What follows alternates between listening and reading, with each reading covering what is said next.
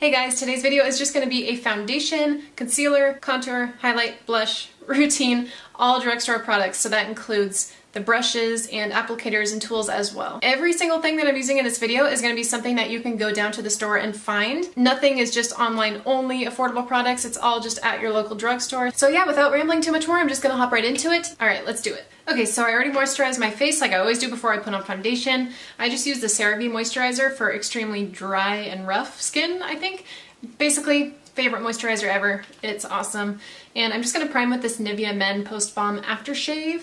Thank you, Nikki Tutorials. So I tell myself that I really like it, but I really don't know if I can see a difference. I don't know. I mean, I like to think it helps. So basically I just rub this in with my fingers and I kind of spend quite a bit of time rubbing it out, probably like a minute or so, just until it gets tacky. So I have some red spots around this region as always. Actually, it got worse after I went up to Canada because Megan and I spent the entire week pretty much eating Dunkaroos, Nanaimo bars, and pizza. So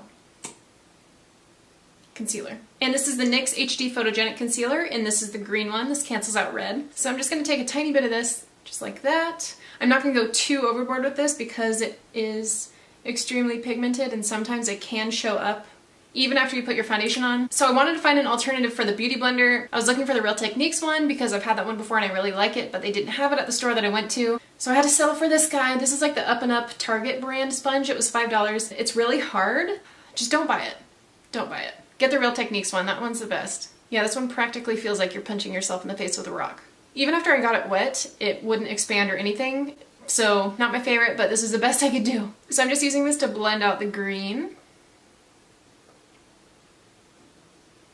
And then for foundation, I'm going to be using my Revlon Color Stay in 150 Buff. I just got this about a week ago and it has a pump now, which is so great. I know I got excited about this in one of my last videos. Anyways, I'm just going to pump out one pump. I haven't purchased this foundation in like probably a year or so. I just ran out of it and I just didn't bother repurchasing it because I found the Rimmel 25-hour foundation and I really fell in love with that one. But after using this one the past week or so, I think this is like my favorite. I don't know, it's tied with the Rimmel, but this one has like a better color selection. And I get the combination oily one even though I have dry skin because it's thicker and it has like more of a matte finish. This sponge is so terrible. Okay, instead of using that sponge to blend that out, I just can't do it anymore. I'm gonna switch to this Real Techniques stippling brush and I'm just gonna kind of buff this in, stipple it in circular motions. That sponge wasn't even blending anything out, it was just taking the foundation off my face. $5 well spent. I actually really like this brush for foundation. I typically don't reach for brushes too often because I love my Beauty Blender. But this one is actually doing a pretty great job of blending the product into my skin. Alright, I finished blending out my foundation, so I'm just going to go into this NYX Light Conceal and Contour palette, and I'm just going to take the salmon colored one down here. I'm just going to take this on my pinky and just apply a little bit right here in this area of my eye. Just because I kind of have a little hint of like dark circles right there, but they usually just cover my inner corner, so that's where I'm really focusing this concealer. This concealer is an old favorite of mine. It's just like the green concealer that I used, but it's a normal color for your skin tone. And this is in the shade Porcelain. It's the lightest one. It's 01. This used to be more of a yellow tone, but recently I've noticed that it's more orange than it used to be, which is kind of odd. So like as I'm applying it right now, it looks like it's going to be like almost too dark for my skin, but once I blend it out, it actually looks pretty good and it looks almost lighter than my foundation.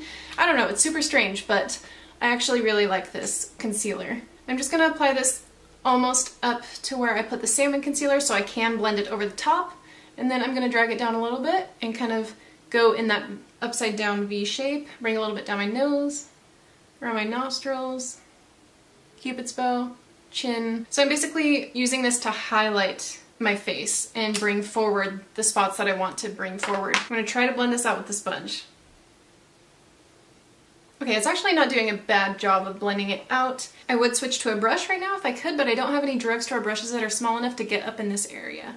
If you've tried this, leave me a comment. I just wanna, can we rant about this together? And I'm going in with my Maybelline Master Conceal in 10 Fair. I don't typically use 3 different concealers on a day-to-day basis, but kind of wanted to show you guys a variety of different concealers from the drugstore that I like. So I'm using this to spot conceal, so I'm just taking this and just going over any spots. And I use this one for spot concealing because it matches my skin tone better. And then I'm just blending this out. I'm going to take my Coty Airspun. This is a naturally neutral. It's not the translucent one. I just feel like this one somehow matches my skin tone better. I'm going to dip this little sponge in here so I get about that much on there. Just gonna run this on top of my concealer. This is a pretty thick, loose powder, in my opinion, so if you get too much on there, it can start to get a little bit cakey, so I just like to use a tiny bit at a time, and if I need to use more, then I'll just pack some more on. And I take a little bit on my laugh lines and around my nostrils. I tend to get greasy here, or oily, I guess is a better way to put it. And this just helps prevent creasing. And then a little bit on my chin, especially over these spots that I concealed with the concealer, and a little bit on my center of my forehead in between my brows up here. Basically, I just put this wherever I tend to get oily or crease throughout the day. I don't put it all over my face because that tends to look a little bit too thick and cakey on me. Okay, I just had to take a little break because the people outside were being so loud, but they've stopped, so hopefully it stays that way. I'm just gonna move on to contouring now, and I'm gonna use my Pixi Shape and Shadow Contour. Pixi is kind of an expensive drugstore brand, so if you have NYX taupe, you could use that, but I use that all the time in my videos, so I just wanted to switch it up and use something different. This is really nice. It's a nice kind of between cool and warm contour shade, so it's not too warm, not too cool. I think that this would look really good on all skin tones, but it is really pigmented, so only use a little bit at a time. And I'm taking this on the Real Techniques Expert Face Brush. This is just a really densely packed, perfect sized brush to contour with. So I just took a tiny amount on my brush, and I'm just gonna start stamping this along my cheekbone area.